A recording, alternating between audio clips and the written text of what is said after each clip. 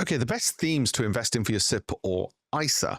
And continuing this series, so make sure you're following, let's just go into artificial intelligence. And these are some of the themes which have done the best over the past month. Now, in a previous video, I've looked at artificial intelligence and semiconductors within computing, which is things like Broadcom, AMD, Taiwan Semiconductor.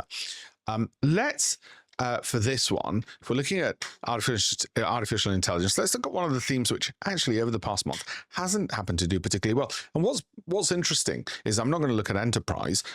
What's interesting is there is more to the world than the headlines, which are just simply focused on Iran and so on. If we go into, say, cloud, which everyone's, of course, heard of, and we look at some of the cloud ones within artificial intelligence and cloud and infrastructure around cloud, what do you see?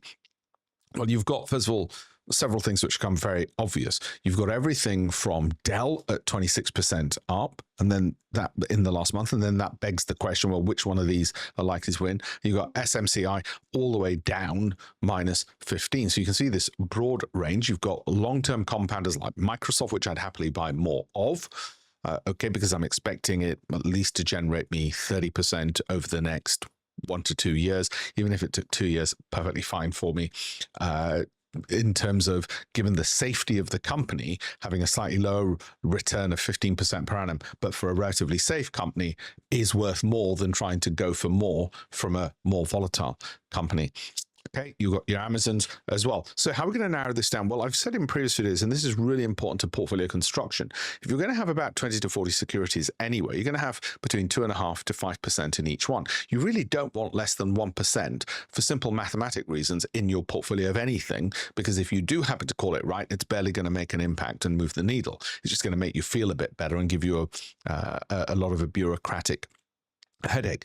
So if it's 20 out of any particular theme, naturally you want to make sure whatever process you have, and we have a detailed Excel spreadsheet we go through for clients. And if you want to know how we do that, have a look at alpeshpatel.com/links. What we do is we break that down to value, growth, dividend yield, Sortino, cash return on capital invested. And that usually means we end up with a few of these companies from a bottom-up approach, rather than trying to chase themes, trying to chase timelines like this month, next month, what might be the big one, because we're not here to speculate. This is for our SIPs and ISAs. It's for my son, it's for my son's inheritance, it's for my wife's old age, and therefore we want to make sure that we've answered another question, which is for how long? Well, for a longer time frame. We're not here trading day in, day out like some social media Reddit guy with ADHD. What we're here to do is, we know it's going to be 20 securities, we know it's going to be 5% in each, and we know it's going to be a 12-month period with a rebalance to bring it all back to 5% again, and then another 12 months with another rebalance. So rather than top down with which are the right themes, we're going to go bottom up and see if they hit. Now, in future ones, and if you want to see how this does, just have a look at alpeshpatel.com/shares.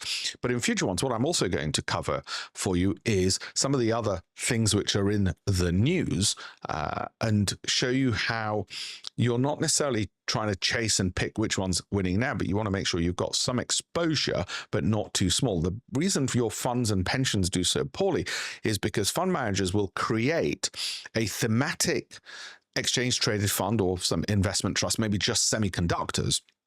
And what they'll do is they'll have this narrow universe they can pick from. So if that universe does poorly, you will do poorly.